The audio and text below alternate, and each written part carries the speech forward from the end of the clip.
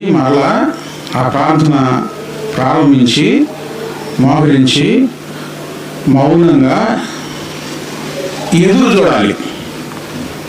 ఈ శోధన దాటిపోయే వరకు.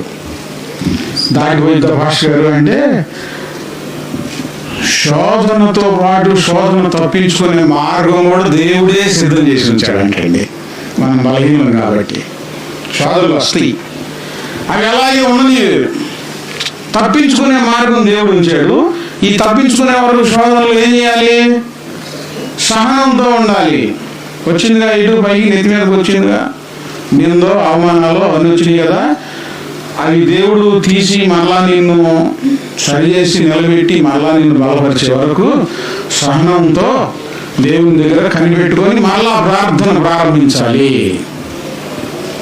అదే అధ్యాయంలో 13వ వచనంలో దేవుడు కీడు విషయమై శోధింపబడనేరడు, ఆయన ఎవరిని శోధింపడు కనుక ఎవడైనా శోధింపబడినప్పుడు నేను దేవుని చేత శోధింపబడుతున్నానని అనకూడదు.